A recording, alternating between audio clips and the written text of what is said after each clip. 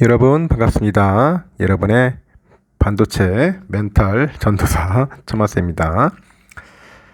반도체 섹터를 열심히 보고 있어요.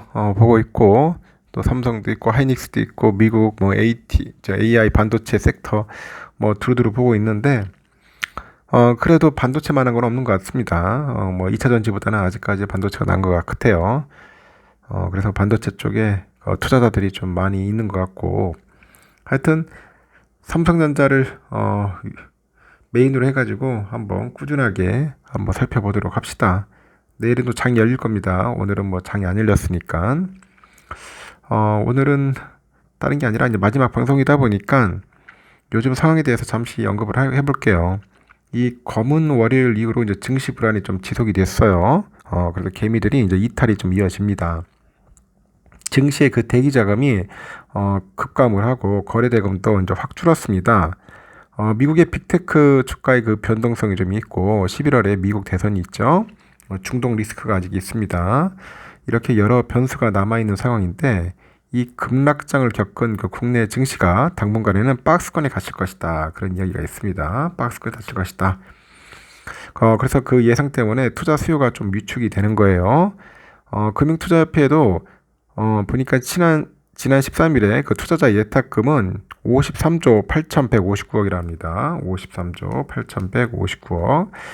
지난 5일에 59조 4,876원까지 좀 치솟다가 올해 최고치를 기록한 지 약 일주일 만에 6조 원 정도가 증발을 했고, 지난 또 6월 7일에 기록한 연중 최저치 52조 9,539억 정도에 근접한 수준입니다.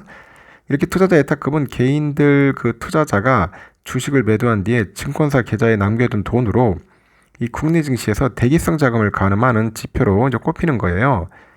일반적으로 상승장에서 늘어나고 하락장에서는 줄어드는데 이 즉 예탁금 감소는 투자 수요 감소로 이제 해석이 되는 거죠. 하루 평균 증시 거래대금도 급격히 줄어요. 지난 5일날 보니까 27조 8,517억에서 6월 13일 이후로 올해 두 번째로 많은 금액이었는데 지난 10일 14조 4,531억 원으로 줄어들었습니다. 최저치를 기록을 했어요. 이렇게 시가총액 회전율도 지난 5일 1.19%로 연중 최고치를 기록했다가 12일 날에는 0.57%로 떨어지면서 연중 최저치를 새로 썼네요.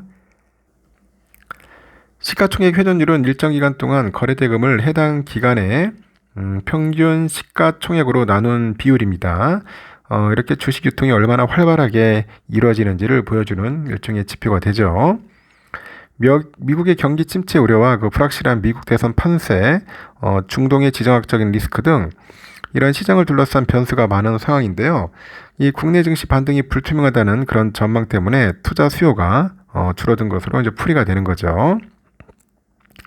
14일 코스피는 전거래일 대비 23포인트 올라서 2644.5의 거래를 마쳤고 지난 5일 저점 이후 낙폭을 조금씩 회복하고 있는데 3분기까지는 박스권에 머물 가능성이 높다는 겁니다. 남은 3분기 증시는 오는 28일 발표되는 엔비디아 실적과 잭슨홀 미팅, 9월 초에는 그 고용 등 주요 경제 지표, 그리고 9월 중순 미국 연방공개시장위원회 FOMC 등을 거치면서 약간 정체될 것으로 예상을 하는 것 같아요. 그때까지는 시장에서 주도 업종이 나타날 것 같지는 않고 그 지수의 추가 반등이 제한된 상황에서 이 낙폭 과대 종목을 뭔가 트레이딩하는 방식으로 시장 등락에 대비하라 그런 이야기를 하는 것 같습니다. 그러니까 많이 떨어진 종목 봐라는 거죠. 대외 불확실성 요인이 이제 산적한 상황인데 이거 시장을 무너뜨릴 만한 악재가 될 변수는 없는데 이 불확실성이 해소되는 데는 수개월이 소요될 수밖에 없습니다. 그래서 단기적으로 주식장은 불확실성을 피하는 확실한 변수를 찾을 것이다. 그런 이야기를 합니다. 증권가에서는 미국 경기 침체 우려를 덜어낼 경제 지표에 투자 심리 회복 가능성이 달려있다고 분석을 하죠. 시장이 안정화되고 있는데 7월 중순 기록했던 정고점은 회복하지 못했고 추가로 상승하기 위해선 미국 경기 의구심을 걷어내야 합니다. 그러면서 변동성 이후 그 패턴을 고려했을 때 시장은 8%대 조정 이후로 추세적인 회복까지는 최소 한 달에서 한 달 반 정도 소요되는 그런 모습을 보였네요.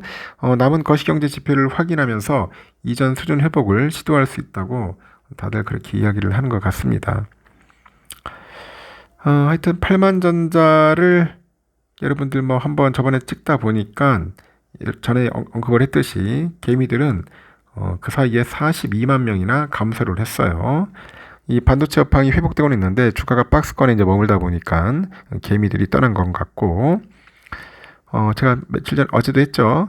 하여튼 소액 주주가 점점 좀 줄어들고 있다. 뭐 나쁜 소식은 아닌 것 같아요. 좀 줄었으면 좋겠어요.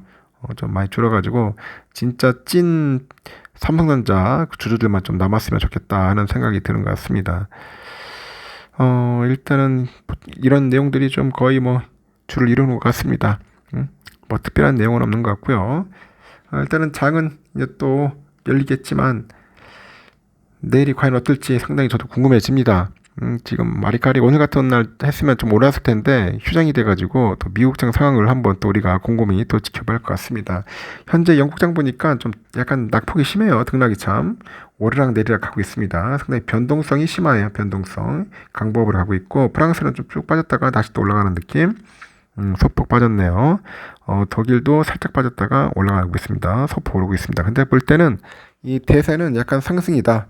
상승 추세로 가는 그런 모양을 보여주고 있고요. 필라델피아 반도체는 4,933.3이었죠.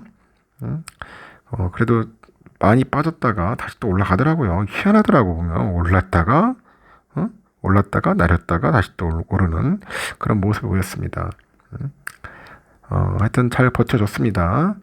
환율은 1361원이고요. 달러 일본엔 146.79엔, 유가는 76.98달러, 일본 엔화는 923.18원, 유로와 1498.94, 중국 위안화 190.46원, 휘발유 1694.46, 국제금값 2479.7달러, 국내는 106,747.94원입니다.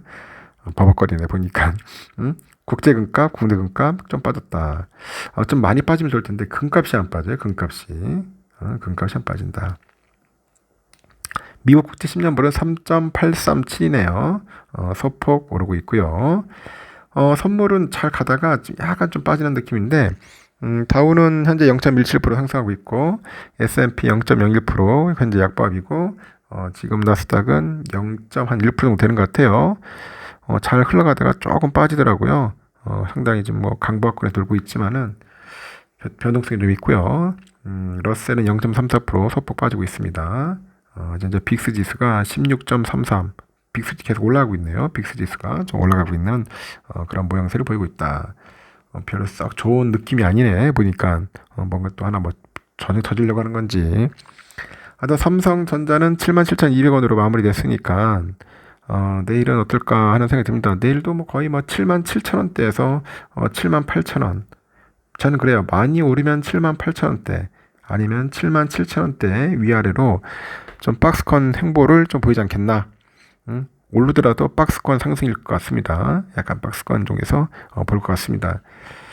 하여튼 뭐 나쁘진 않아요. 나쁘진 않고, 이제 미국장이 좀 좋게 올라가주면은 좀 탄력 받아서 한 2,000원 정도 오르는 거고, 그러면 8만전자 근접하겠죠. 그렇지 않으면은 다시 또 그 밑으로 빠질 수도 있다는 겁니다. 우선주도 마찬가지로 62,300원인데 63,000원 이상은 충분히 올라갈 수 있지 않겠나. 상승세만 잘 탄다면은, 아니면은 62,000원도 깨질 수 있어요. 그래서 그때그때마다 다릅니다. 상당히 변동성이 좀 있습니다. 그리고 시장 자체가 상당히 민감해서 뭐 악재 하나 떴다 하면은 그대로 그냥 밑으로 내려 꽂을 수도 있다는 겁니다. 그래서 주가 예측한다는 것은 상당히 좀 어떻게 보면 어리석을 수 있다. 그 얘기를 먼저 말씀드리는 겁니다. 참고하시기 바래요. 하여튼 지금 시기는 그러니까 여러분들 좀 이해해 주세요. 하여튼 편안한 마음으로 그냥 지냅시다. 여기까지 하겠습니다, 여러분. 편히 주무시고 내일 새벽에 뵙도록 해요. 굿나잇.